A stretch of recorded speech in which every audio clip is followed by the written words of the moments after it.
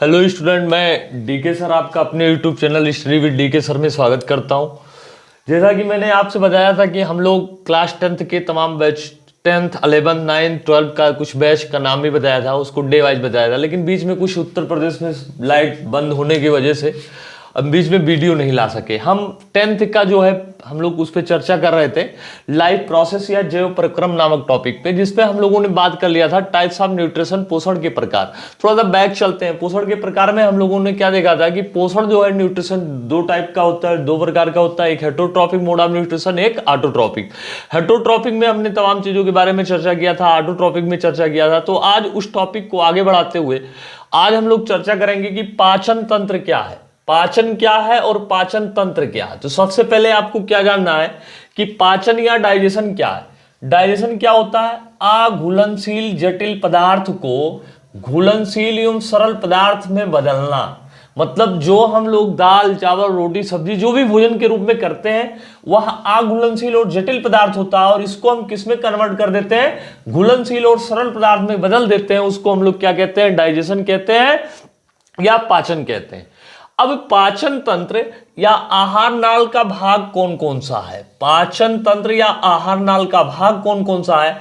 तो इसको हमने पहले भी बताया था कि हमारा जो भी वीडियो होगा वो बाइलिंगुअल होगा, मतलब इंग्लिश और हिंदी दोनों में होगा, जिससे सीबीएसई बोर्ड के बच्चे और यूपी बोर्ड के बच्चे आसानी से उसको समझ सके और उनको इसको बहुत सारी सुविधाएं हो समझने में। आइए हम लोग बात करते हैं कि पाचन तंत्र या आहार नाल के भाग क्या है। इसको इंग्लिश में बोलते हैं पार्ट्स ऑफ एलिमेंट्री कैनाल या पार्ट्स ऑफ डाइजेशन सिस्टम। इसकी लंबाई सबसे पहले अगर देखें तो इसकी लंबाई लगभग 7 से 9 मीटर तक होती है, मतलब हमारे शरीर से भी ये लंबा होता है, 7 से 9 मीटर इसकी लंबाई होती है। अब इसके अंतर्गत कौन कौन सा भाग आता है? तो इसमें आपका भाग आएगा मुख, ग्रसनी, ग्रास नली, आमाशय। इसके अलावा आपका हो जाएगा ग्राहड़ी, या आप सीधे कह सकते हैं छोटी आंत। छोटी आंत, और छोटी आंत के अंतर्गत 3 भाग होगा, उसके बारे में हम लोग बाद में चर्चा करेंगे। एक होगा बड़ी आंत, बड़ी आंत के बाद में आपका क्या होगा? मलाशय, और मलाशय के बाद आपका क्या होगा? गुदा। यानी अगर इंग्लिश में हम लोग देखें तो mouth, pharynx, oesophagus, stomach, small intestine, large intestine, rectum और एनस, ये इतने सारे पार्ट जो है ये हमारे एलिमेंट्री कैनाल के भाग है या आहार नाल के भाग हैं। कौन कौन से भाग हैं? पहले हम लोग हिंदी में देखते हैं मुख, ग्रसनी, ग्रासनली, आमाशय, छोटी आंत, बड़ी आंत, मलाशय और गुदा। इंग्लिश में इसको क्या बोलते हैं? Mouth, pharynx, oesophagus, stomach, small intestine, large intestine, rectum and anus. तो ये सारे के सारे पार्ट जो हो गए ये हमारे पाचन तंत्र के भाग हैं। अब सबसे पहले हम लोग चर्चा करते हैं मुख। तो बात करेंगे मुख कहते किसे हैं, मुख किसे कहते हैं, यह एक प्रश्न है। कई क्लास के बच्चे नहीं ये बात बता पाते हैं कि व्हाट इज माउथ, माउथ कैसे कहते हैं हम, तो ये नहीं बता पाते। तो दो ओंठों से घिरी हुई आकृति को मुंह कहते हैं। ये सबसे पहले ये डिफिनीशन आप लोग जान लीजिए क्या, कि दो ओंठों से घिरी हुई आकृति को हम लोग क्या कहते हैं? मुख कहते हैं। अब प्रश्न यह है मुख के अंतर्गत क्या क्या आता है? तो मुख के अंतर्गत आपका जीभ आएगा, मतलब टंग आते हैं, और इसके अलावा दांत आता है यानी कि टीथ आते हैं। यानी टंग और टीथ ये कहां होते हैं? मुख के अंदर होते हैं। अब हम लोग बात करेंगे थोड़ा सा जीभ का जो पोजीशन है, यानी जीभ के किस भाग से हमको किस प्रकार का टेस्ट आता है। जीभ के प्रमुख कार्यों पे भी हम चर्चा करेंगे, लेकिन पहले सबसे पहले हम ये देखते हैं कि जीभ का काम क्या है। तो जीभ में ये देखिए एकदम पीछे वाला भाग है, और जीभ जिस स्थान पे जुड़ा होता है उसको हम लोग फेनुलम कहते हैं। क्या बोलते हैं उसको? फेनुलम। तो जीभ के तलवे के जिस भाग से मतलब नीचे से जुड़ा होता है उसको हम लोग क्या बोलते हैं? फेनुलम। अब यहां पे इसकी टेस्ट की क्या पोजीशन है आप देखिए, जीभ के सबसे पीछे वाले भाग पे क्या लिखा हुआ? Bitter taste. क्या आता है यहां से? तो बिटर टेस्ट जहां पे लिखा, मतलब यहां से हमको जो है इसका तीखा स्वाद आता है। कैसा? अगर कोई चीज हम लोग खाते हैं तो यहां से हमको तीखे चीज की स्वाद आती है, बिटर टेस्ट आता है। जीभ के साइड में अगर आप किनारे देखें पीछे की तरफ, तो यहां से आपको किस चीज का टेस्ट आएगा? खट्टा। मतलब खट्टे चीजों का टेस्ट हम लोग यहां से लेते हैं। अच्छा जी, ये जो टेस्ट लेते हैं ये स्वाद कलिकाएं होती हैं जिससे हम लोग को टेस्ट मिलता है। अगर साइड साइड में देखें, इधर बगल में थोड़ा आगे की तरफ, तो यहां से हमको जो टेस्ट आता है वो नमकीन टेस्ट आता है, यानी कि साल्टी टेस्ट आता है। किस प्रकार का टेस्ट आता है? साल्टी टेस्ट आता है। और आगे, सबसे आगे जो टिप पोजीशन है, यहां से हमको कैसा टेस्ट आएगा? मीठा या स्वीट टेस्ट आता है। यानी जीभ में किस स्थान से कौन सा टेस्ट आता है उसके बारे में अगर हम लोग देखें तो सबसे पीछे तीखा या बिटर टेस्ट आता है। इस साइड में यहां से हमको किसका अनुभव होता है? खट्टे का अनुभव होता है। इधर से और इधर से हम लोग को नमकीन या साल्टी अनुभव होता है। और एकदम टिप पोजीशन पे अगर हम लोग बात करें तो यहां से हमको मीठे चीज की अनुभव आती है। अच्छा, जीभ का, ये तो जीभ के मतलब जो है स्वाद का पोजीशन है, कहां से कौन सा टेस्ट आता है। अब आगे हम लोग बात करते हैं कि जीभ के प्रमुख कार्य कौन कौन से हैं। जीभ से कार्य का है तो जीभ के सबसे पहले कार्य जो होते हैं वो 2-3 कार्य विशेष रूप से होते हैं। पहला काम क्या होता है इसका? भोजन में लार मिलाना।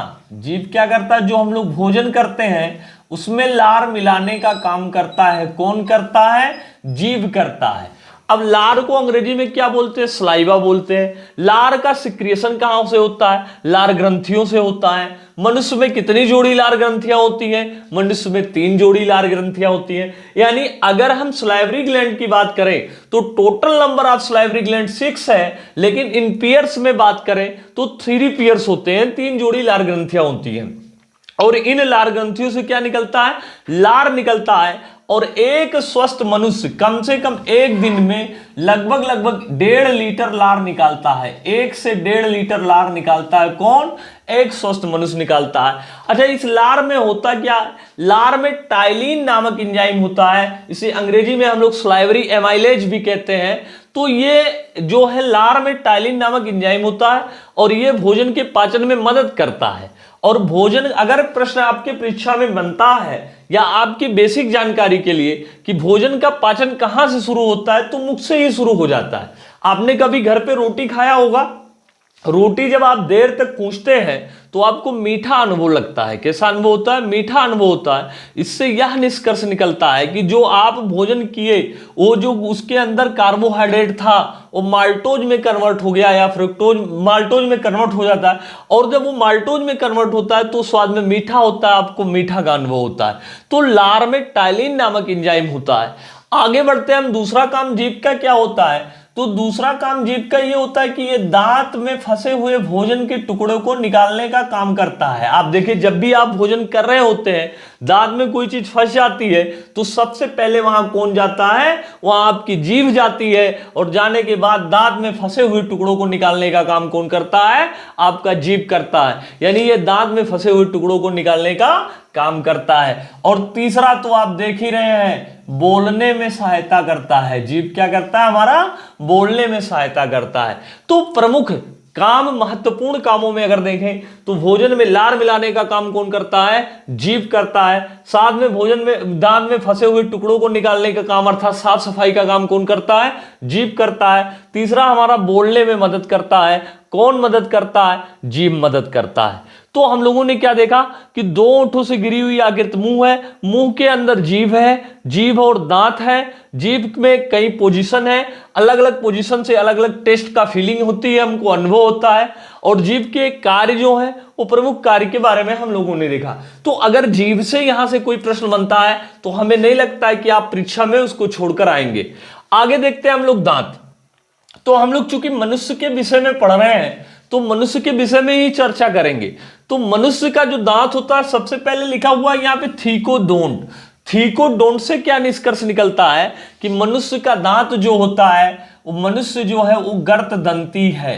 गर्तदंती का मतलब क्या होता है कि मनुष्य के दांत जो होते हैं वो गड्ढों में धसे हुए होते हैं। गड्ढों में धसे मतलब मसूड़े में धसे हुए होते हैं, इसलिए मनुष्य कैसा है, गर्त दंती है। दूसरा अगर हम लोग दांत में देखें तो मनुष्य द्विबार दंती है। क्या है, वहां पे थोड़ा सा लिखा हुआ नहीं है, लेकिन यहां नीचे देख लीजिए आप, मनुष्य क्या है, द्विबार दंती है। मतलब मनुष्य के पूरे जीवन काल में 2 बार दांत आते हैं। मनुष्य के पूरे जीवन काल में कितनी बार दांत आएंगे, 2 बार दांत आते हैं। मनुष्य के अगर संपूर्ण जीवन काल में हम लोग बात करें तो मनुष्य के संपूर्ण जीवन काल में दांत 2 बार आता है, जिसमें हम लोग पहले जो दांत आता है उसको मिल्क टीथ कहते हैं। क्या कहते हैं, मिल्क टीथ के नाम से जानते हैं। और दूसरा जो होता है उसको, ये अस्थायी होते हैं। कैसे होते हैं, अस्थायी होते हैं। और दूसरा होता है परमानेंट टीथ, जिसे हम अस्थायी दांत कहते हैं। वो जीवन पर्यंत हमारे साथ में रहता है।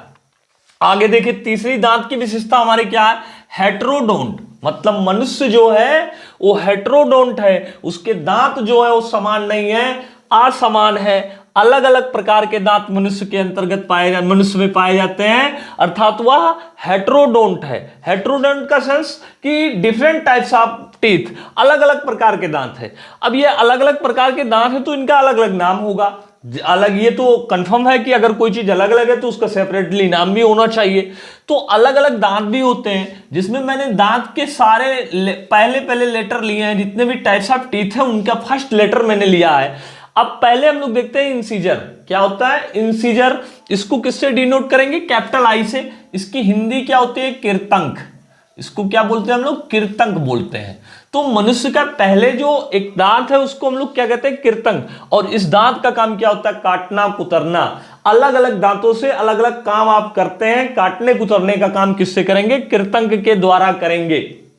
किरतंक के द्वारा हम क्या करते हैं, काटने कुतरने का काम करते हैं। और जो दूसरा दांत हमारा होता है उसको हम कैनाइन बोलते हैं या रदनक बोलते हैं, कैनाइन या रदनक। और इसका काम क्या होता है, इसके द्वारा हम दांत को क्या करते हैं, इस दांत के द्वारा भोजन को चीरने फाड़ने का काम करते हैं। आप देखिए किनारे किनारे 2 नुकीले दांत लगे होंगे। जैसे कोई चीज चीरना फाड़ना हुआ तो उस समय हम किस चीज का प्रयोग करते हैं, रदनक का प्रयोग करते हैं या कैनाइन का प्रयोग करते हैं। ठीक है, जैसे मान लीजिए गन्ना चूना, तो आप सामने वाले दांत से गन्ना थोड़ी चुएंगे, आप क्या करेंगे, वो कैनाइन से चीरने फाड़ने का काम करते हैं। काटने कुतरने का, अमरूद खाना है तो बगल से नहीं खाएंगे, सामने से खाएंगे। तो काटने कुतरने का दांत अलग है, चीरने फाड़ने का दांत अलग है। फिर आता है प्रीमोलर। प्रीमोलर को हम लोग क्या बोलते हैं, चर्णवक। ये पीसने का काम करता है, अग्रचर्णवक इसको बोलते हैं, अग्रचर्णवक। ये पीसने का काम करता है। और एक होता है मोलर, ये क्या करता है, इसका नाम है चर्णवक, ये भी पीसने का काम करता है। मतलब ये दोनों दांत बारीक पीसने का काम करते हैं। तो क्या देखें, मनुष्य में 4 प्रकार के दांत हैं। काटने कुतरने वाले दांत को हम लोग इंसीजर या किरतंक बोलते हैं। चीरने फाड़ने वाले दांत को हम लोग क्या बोलते हैं, कैनाइन या रदनक बोलते हैं। और पीसने वाले दांत को पहले जो पीसते हैं उसको प्रीमोलर या अग्रचर्णवक बोलते हैं। बाद में जो पीसते हैं उसको क्या बोलते हैं, मोलर या चर्णवक बोलते हैं। तो ये 4 प्रकार के दांत मनुष्य में पाए जाते हैं, जिसको हम शॉर्ट में ICPM PM के नाम से लिखे। मतलब इंसीजर, कैनाइन, प्रीमोलर और मोलर। हिंदी थोड़ा सा इसके जटिल है। अगर साइंस आप पढ़ते हैं तो साइंस को इंग्लिश में ही पढ़ा जाए तो सबसे बेहतर होता है। लेकिन हम चूंकि बायलैंग्वेज चल रहे हैं तो आप हिंदी इंग्लिश दोनों को समझने का प्रयास करिए। ज्यादातर सब जो टर्म है हमारे वो इंग्लिश में ही पकड़ने की कोशिश करिए। तो क्या होता है कि मनुष्य में 4 प्रकार के दांत हैं। कौन कौन से, इंसीजर, कैनाइन, प्रीमोलर और मोलर। तो इन चीजों को जानिए।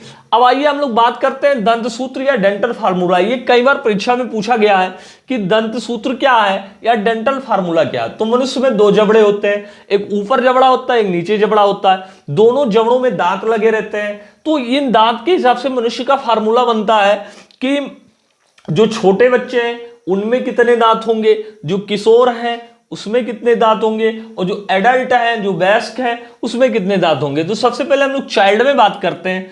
चाइल्ड में ऊपर वाले ICPM मतलब इंसीजर, कैनाइन, प्रीमोलर और मोलर की बात करते हैं।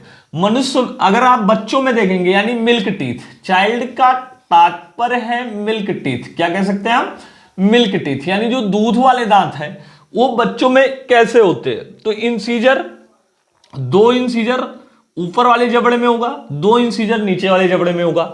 एक कैनाइन ऊपर वाले जबड़े में होगा, एक कैनाइन नीचे वाले जबड़े में होगा।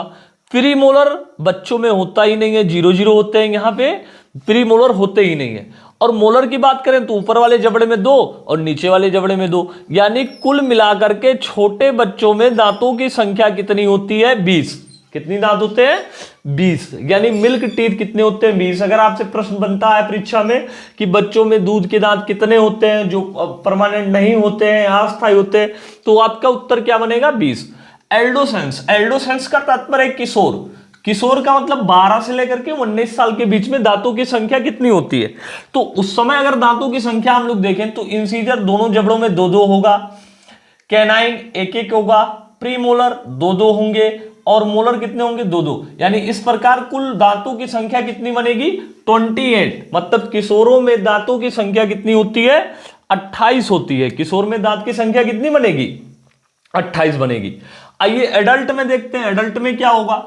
तो एडल्ट का मतलब होता है वयस्क। एडल्ट का मतलब क्या होता है? वयस्क। वयस्क में दांतों की संख्या कितनी होती है? तो यहां भी 2 चीजें होंगी, यहां भी उन्हीं दांत का टाइप्स होगा, क्या? Incisor, canine, premolar, molar. तो इंसीजर ऊपर वाले जबड़े में कितना होगा? 2 और नीचे वाले जबड़े में कितना होगा? 2। फिर कैनाइन कितने होंगे? 1-1। प्रीमोलर कितने होंगे? 2-2। लेकिन यहां मोलर की संख्या 1-1 बढ़ जाएगी। कितनी बढ़ जाएंगे? 1-1 बढ़ जाएंगे। तो अब दांतों की संख्या कितनी हो जाएगी? कुल 32। कितनी हो जाएंगे? 32 हो जाते। तो इस प्रकार जो दांतों की संख्या टोटल होंगे वो कितने होंगे? 32 होंगे।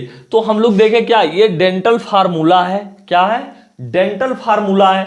और ये डेंटल फार्मूला, अच्छा देखिए एक चीज और कंफ्यूज होगा, ये दोनों साइड एक एक साइड के लिखे हुए हैं, ठीक है? तो दांत में देखेंगे तो आप 2-2 साइड बनता, मतलब प्रीमोलर में यहां आप देखें तो ये हम कर सकते हैं इंटू 2, यानी ऊपर भी 2 से गुणा, नीचे भी 2 से गुणा, तब जाकर के आपकी संख्या कितनी बनेगी? 20 बनेगी। तो कंफ्यूज मत होइएगा। जैसे मान लीजिए हम दांत क्या करते हैं, दांत को जो है इस प्रकार लिखते हैं, यहां पे देखिए थोड़ा सा आप, जैसे मान लीजिए ये जबड़ा है तो यहां तक के दांत, हमने हाफ जबड़े की बात की है, तो हाफ जबड़ा मतलब इधर का भी आधा होगा, तो 2 दुगना हो जाएगा। तो ऊपर नीचे मिला करके टोटल संख्या जो होगी इस प्रकार से आपका आ जाएगा। तो अगर डेंटल फार्मूला पूछता तो ये चीज बनता है कि बच्चों में दांतों की संख्या कितनी होगी, किशोरों में दांतों की संख्या कितनी होगी, एडल्ट में दांतों की संख्या कितनी होगी, दांत कितने प्रकार के होते हैं, दांत का काम क्या है, मनुष्य कैसा है, गर्तदंती है, विषम दंती है, द्विबार दंती है। तो आपका आंसर यहां से बन जाएगा। इस प्रकार से आप इसको देख सकते हैं। आइए अब हम लोग चर्चा करते हैं अगला जो हमारा है, दांत के बाद क्या होगा? गर्सनी। क्या आएगा? गर्सनी। जब आप भोजन करते हैं तो नीचे की तरफ जाता है गर्सनी, घाटी द्वार से थोड़ा सा नीचे, घाटी द्वार के ऊपर एक ढक्कन लगा रहता है।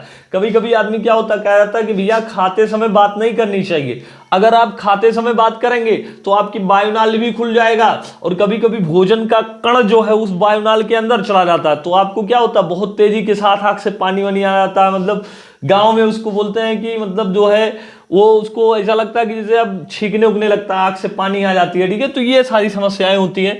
तो खाते समय बात ना करने का सेंस ये है कि आपका घाटी द्वार कहीं बात करते समय जो ढक्कन लगा हुआ है इबुला के पास में वो खुल ना जाए, तो ये गर्सनी है। गर्सनी से भोजन सीधे कहां आएगा? ग्रास नली। और ये ग्रास नली आपकी क्या होती है? 20 से 25 सेंटीमीटर लंबी नली है। और ग्रास नली के बाद सीधे भोजन आपका कहां पहुंचेगा? आमाशय के अंदर पहुंच जाता है। ये हमने आमाशय बनाया है, किसके अंदर पहुंच जाएगा? आमाशय के अंदर पहुंच जाता है। देखिए आप आमाशय, और ये जो है आपका ये 20 से 25 सेंटीमीटर, यही ओइसोफेगस है। ओइसोफेगस का मतलब क्या हो गया? ओइसोफेगस का तात्पर्य है कि ये आपका ग्रास नली है। अब ग्रास नली के बाद भोजन सीधे कहां पहुंचा? आमाशय के अंदर। अब देखिए आमाशय के अंदर क्या होता है, यहां पे एक इंस्फिंक्टर लगा रहता है, मतलब अवरोधक। इसको हम लोग कहते हैं कार्डियक इंस्फिंक्टर। ये कार्डियक इंस्फिंक्टर अवरोधक होता है। जब भोजन ऊपर से आता है तो ये नीचे की तरफ खुल जाता है और भोजन आमाशय के अंदर पहुंच जाता है। किसके अंदर पहुंच जाता है? आमाशय के अंदर पहुंच जाता है। और आमाशय की दीवारों पर यहां पे आप देखेंगे तो म्यूकस लगा रहता है। क्या होता है? मतलब यहां पे किनारे किनारे म्यूकस लगा रहता है और इन म्यूकस के बीचों बीच में, ऐसे से आप देखेंगे इन म्यूकस के बीचों बीच में क्या होता है? गैस्ट्रिक ग्लैंड होते हैं। Gastric gland. गैस्ट्रिक ग्लैंड का सेंस ये है, इसको हम लोग जठर ग्रंथि कहते हैं। क्या कहते हैं? जठर ग्रंथि कहते हैं। मतलब सीधे कहने का तात्पर्य है कि जब आप ग्रास नली से भोजन सीधे आमाशय में आता है तो सबसे पहले कार्डियक स्फिंक्टर जो अवरोधक है वो अंदर भोजन आने देता है। इसके दीवारों पर क्या होते हैं, म्यूकस होते हैं। कभी कभी लोग प्रश्न पूछते हैं कि क्या कारण है कि आदमी मांस खाता है, पच जाता है, लेकिन मांस का बना हुआ आमाशय क्यों नहीं पचता है? तो आप बताएंगे कि भैया उसकी दीवारों पे म्यूकस लगा रहता है, और म्यूकस क्या करता है, ये रेजिस्टेंस होता है, एसिड के रेजिस्टेंस होता है, मतलब अम्ल का प्रभाव इस पे शून्य होता है, इस कारण हमारा आमाशय नहीं पचता है। तो ये हो गया। अब अगर आप देखेंगे बीच बीच में जो गैस्ट्रिक ग्लैंड है ये है, और ये भाग जो होता है ये हृदय के साइड में होता है, इसलिए इसको हम लोग कार्डियक पार्ट कहते हैं, और इसके बीच के भाग को फंडिक पार्ट कहते हैं, और जो नीचे की तरफ होता है इसको पाइलोरिक पार्ट कहते हैं। अब इन गैस्ट्रिक ग्लैंड से क्या निकलता है, जठर ग्रंथियों से क्या निकलता है, तो जठर ग्रंथियों से जठर रस स्रावित होता है। जठर ग्रंथियों से क्या निकलता है, जठर रस स्रावित होता है। और ये जठर रस में क्या क्या पाए जाते हैं, तो जठर रस में आपका पाया जाएगा HCl, HCl के अलावा प्रोपेप्सिन, और इसके अलावा क्या होगा, प्रोरेनिन। क्या पाया जाएगा, प्रोपेप्सिन और प्रोरेनिन। यानी जो आमाशय में गैस्ट्रिक ग्लैंड है, गैस्ट्रिक ग्लैंड से क्या निकलेगा, गैस्ट्रिक जूस निकलेगा। क्या निकलेगा, गैस्ट्रिक जूस निकलेगा। और इस गैस्ट्रिक जूस के अंतर्गत क्या होगा, HCl होगा, प्रोपेप्सिन होगा, प्रोरेनिन होगा।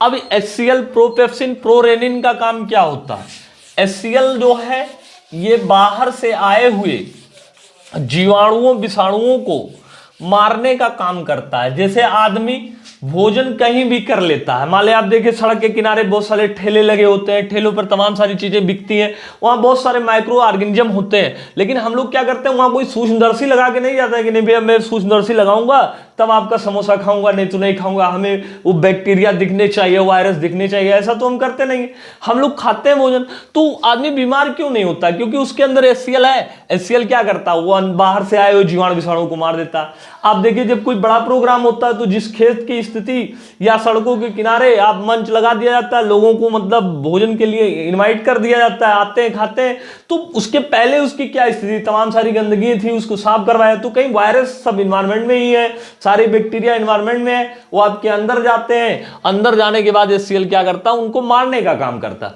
और जो मारने का काम करता है, ये जो प्रोपेप्सिन और प्रोरेनिन दोनों एंजाइम्स हैं, ये दोनों एंजाइम निष्क्रिय अवस्था में होते हैं, मतलब इनएक्टिव होते हैं।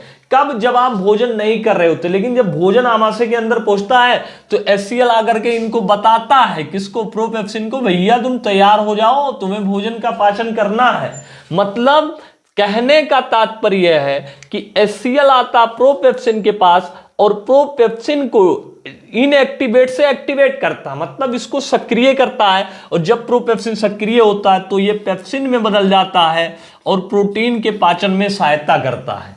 इसी तरीके से जब आप दूध से बना हुआ कोई प्रोडक्ट खाते हैं, या मिल्क प्रोडक्ट कोई भी है, तो मिल्क के प्रोडक्ट को जब खाते हैं तो उसमें एक प्रोटीन होता है केसीन।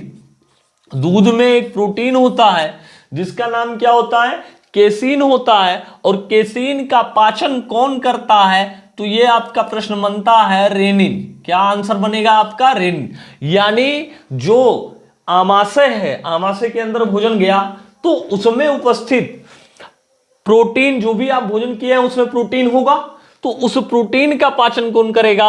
अगर दूध का प्रोटीन केसीन है तो उसका पाचन प्रोरेनिन करेगा, अन्यथा दूसरा कोई प्रोटीन है तो फिर उसका पाचन कौन करेगा, प्रोपेप्सिन करेगा। लेकिन ये दोनों इनएक्टिव स्टेट में है, इनको एक्टिव कौन करेगा, तो HCl करेगा। और इसके अलावा HCl क्या करेगा, भोजन के साथ आए हुए जीवाणु विषाणुओं को मारने का काम भी करता है। कौन करेगा, HCl करेगा। अच्छा, अगर यह भी प्रश्न बनता है कि आमाशय में किसका पाचन होता है, मान लीजिए यह प्रश्न बन गया, आमाशय में किसका पाचन होता है, किसका पाचन होता है। और 4 ऑप्शन आपको दे दिया गया, भैया बताइए।